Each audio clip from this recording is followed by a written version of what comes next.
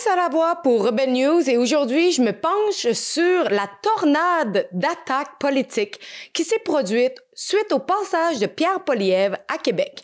Monsieur Poilievre a accordé une entrevue à Choix 98.1 Montréal Live et durant l'entretien, la question du Bloc québécois a été abordée. Monsieur Poilievre n'y est pas allé avec le revers de la main. Voici un extrait. Vous parlez à des bloquistes ce matin, qu'est-ce que vous leur dites? Premièrement, Blanchette les a abandonnés. Il vote chaque jour pour appuyer Justin Trudeau. Il a dit qu'il va garder Justin Trudeau au pouvoir. Il va voter pro-confiance en Justin Trudeau pour les prochains 2 ans. Ça veut dire augmenter les déficits, les taxes, les impôts sur les épaules des Québécois. Il a voté pour agrandir la bureaucratie à Ottawa, y compris le CRTC, un agent politiquement correct qui essaie de censurer les valeurs des Québécois. Intéressant, un parti soi-disant souverainiste qui veut agrandir l'État fédéral et la bureaucratie fédérale. Ça n'a pas de bon sens. Puis 2 jours plus tard, M. Poilievre a réitéré une partie de son discours offert à Québec, mais cette fois dans une publication de Twitter, maintenant appelée X, qui a suscité beaucoup de réactions. M. Poilievre a mentionné ceci. Chute massive de la construction au Québec tandis que Trudeau verse des milliards aux maires incompétents, marchands et plantes qui bloquent des chantiers. M. Poilievre fait référence aux 24 000 unités d'habitation qui ont été entravées par des décisions de l'administration municipale montréalaise depuis l'élection de Valérie Plante, comme rapporté par l'Institut économique de Montréal. Par la suite, la mairesse Plante a répliqué, de même que le maire de Québec, Bruno Marchand, le porte-parole de Québec solidaire, M. Nadeau-Dubois, et même plusieurs ministres libéraux. Monsieur Duhem a également donné son opinion et c'est pourquoi j'ai demandé à Monsieur Duhem de se joindre à moi afin de discuter de la situation. Selon l'Institut économique de Montréal, apparemment, 24 000 logements auraient été bloqués par la bureaucratie au niveau des villes. J'ai vu que vous aviez également joint à la parade de tous les commentaires. Pouvez-vous me dire un peu qu'est-ce que vous pensez de ce qui se passe avec les attaques, les contre-attaques? Au-delà des attaques puis de la politique, là, il y a une réalité économique, puis il y a une réalité au niveau du logement au Québec qui est extraordinairement inquiétante. Puis c'est pas un parti politique qui le dit, là, c'est à peu près tous les rapports. On a vu le rapport de la SCHL, on a vu le rapport, ça c'est la Société canadienne d'hypothèque et de logement, on a vu le rapport de la PCHQ, l'association des...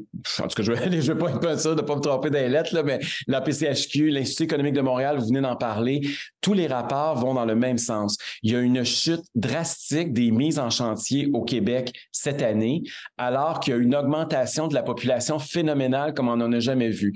Donc, ces 2 éléments-là exacerbent une crise du logement qui était déjà présente. Donc, on est en pénurie de logements et au lieu d'aider à construire de nouvelles habitations pour qu'il y ait moins de problèmes puis que les coûts arrêtent d'exploser, on fait exactement le contraire. On empêche la construction et on augmente la pression à la hausse de l'habitation pour les gens qui veulent se loger. Donc, c'est une crise sans précédent et Pierre Poilievre est un des rares chefs politiques, en tout cas à Ottawa, c'est le seul, qui s'est levé pour dire on a une solution, nous, on va aider les villes qui veulent émettre davantage de permis de construction, puis on va pénaliser les villes qui veulent en émettre moins. Nous aussi, on est sorti sur un paquet de propositions au niveau du logement pour aider là, justement les investisseurs à mettre davantage d'argent. Les délais d'attente au Québec sont extraordinairement longs. Les villes de Montréal et de Québec, c'est pas un hasard si Pierre Poilievre attaque en particulier Bruno Marchand et Valérie Plante. On sait que c'est 2 politiciens qui ont une sensibilité très à gauche, qui sont très préoccupés par l'environnement, mais qui ne sont pas très préoccupés par le coût de loyer puis d'hypothèque de leurs résidents dans leur ville. Et aujourd'hui, bon, il les a traités d'incompétents. Ça, c'est son choix. Il a utilisé un qualificatif. Il y a plein d'autres qualificatifs qu'on aurait pu utiliser à la place, mais c'est certainement troublant, puis il faut trouver le mot juste, mais un élu, un maire ou une mairesse qui, dans sa ville, voit le nombre de gens augmenter, qu'est-ce qu'elle fait pour émettre plus de permis de construction pour ces habitations-là? Quand elle n'en émet moins, alors qu'elle sait que ça va participer à faire encore plus de pression, faire augmenter le coût du logement, des loyers puis des hypothèques, comment on appelle ça? Est-ce que c'est quelqu'un qui est doctrinaire? Est-ce que c'est quelqu'un qui est irresponsable? Est-ce que c'est quelqu'un qui est incompétent? Ça, là, c'est la partisanerie politique qui rentre en ligne de compte, mais c'est certainement très négatif l'impact sur le prix des loyers que Valérie Plante et Bruno Marchand ont à l'heure actuelle au Québec. Puis le gouvernement du Québec et le gouvernement du Canada, les deux ont un rôle à jouer là-dedans pour que ça cesse. On a des municipalités qui sont de plus en plus à gauche. À Québec par Montréal, les taxes vont exploser. On parle de 5 % juste cette année d'augmentation de taxes. Qu'est-ce qu'a fait Bruno Marchand pour réduire les délais d'attente, pour augmenter le nombre de constructions dans sa ville? Rien. Qu'est-ce qu'il a fait pour réduire le coût de la fiscalité? Au contraire, il va dans le sens contraire. Ses préoccupations semblaient beaucoup sur le tramway, puis pas beaucoup pour le portefeuille de ses citoyens. Et malheureusement, puis aujourd'hui, il se le fait rappeler par M. Poilievre. Il n'aime pas ça, je peux le comprendre, mais en même temps, je veux dire, il a couru après. Là. C'est dur d'avoir de la sympathie pour le maire de Québec.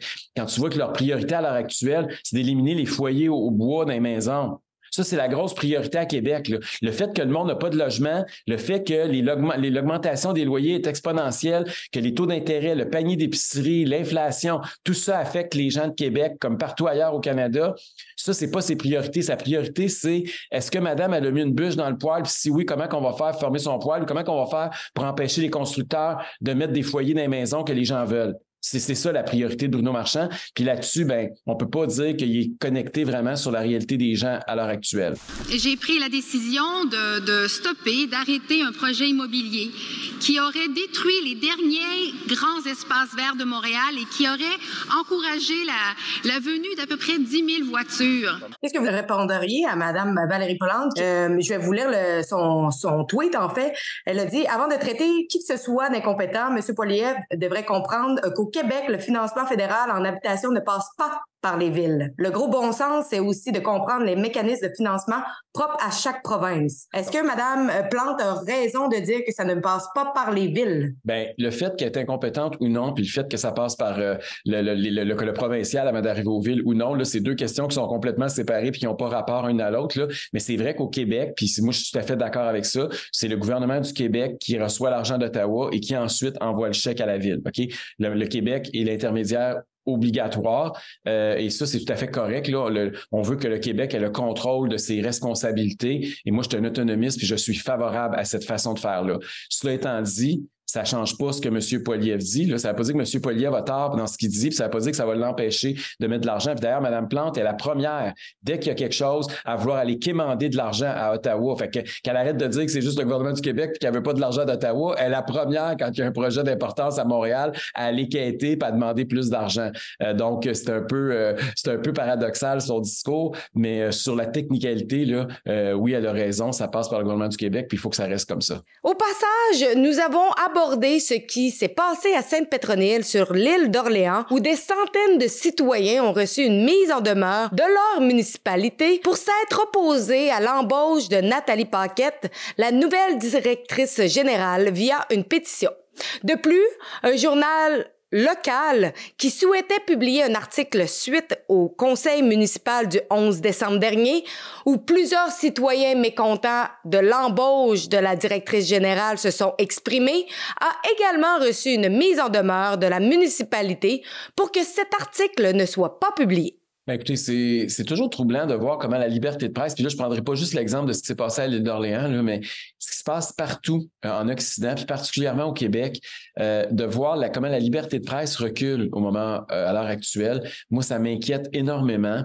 Puis je ne sais pas, vous avez la chance de faire du vidéo, là, je ne sais pas si vous pouvez prendre un extrait de ce qui s'est dit dans les médias par Régent Tremblay au cours des dernières heures. Mes propres billets, là, Canadiens contre Toronto, samedi soir, ça coûte 422. Le billet fait 844. Et l'équipe qui est si riche que ça a fait un deal avec TVA, a fait un deal avec RDS, puis en plus, le deuxième actionnaire du Canadien, c'est le propriétaire de RDS. Penses-tu qu'ils vont critiquer le copropriétaire? Après ça, ils payent 98,5 payent une somme énorme pour la diffusion des matchs. Donc, ça fait 3 médias sur 4-5 qui sont contrôlés. Donc, il n'y a pas de journaliste sportif. Il n'y a pas de journalisme réel, non. Revenir sur ce que Régent Tremblay a dit, le célèbre chroniqueur sportif, il raconte comment qu'un journaliste comme lui, en fait, ça pourrait plus exister dans le monde d'aujourd'hui. Parce que lui, il disait ce qu'il pensait, puis quand le Canadien de Montréal faisait des gaffes, il l'écrivait le lendemain matin dans la presse ou dans le Journal de Montréal. Aujourd'hui, c'est plus possible. Puis il explique pourquoi. Il explique comme le contrôle des relations publiques du Canadien de Montréal. Puis c'est comme ça dans d'autres villes, là, puis pour d'autres sports professionnels. Mais comment le Canadien de Montréal contrôle RDS, comment le Canadien de Montréal contrôle TVA Sport, comment il contrôle le 98.5. Il raconte même un exemple précis à Philadelphie il y a quelques jours où Chantal Maccabé, qui est une ancienne journaliste justement, qui est devenue la relationniste du Canadien de Montréal, comment elle a empêché des images d'être diffusées, comment on n'a pas eu accès à des images qui étaient d'intérêt public parce qu'elle a décidé que ça ne tentait pas. Fait qu'imaginez si le Canadien de Montréal, parce qu'il a des contrats de diffusion de ses matchs avec des médias, peut les contrôler de cette façon-là. Imaginez-vous qu'est-ce qui se passe quand les médias sont financièrement de plus en plus dépendants des subventions du gouvernement. Un média, s'il veut être indépendant, être objectif, il ne faut pas juste qu'il soit dans ce qu'il écrit et dans ce qu'il pense. Il faut qu'il ait l'apparence de l'être.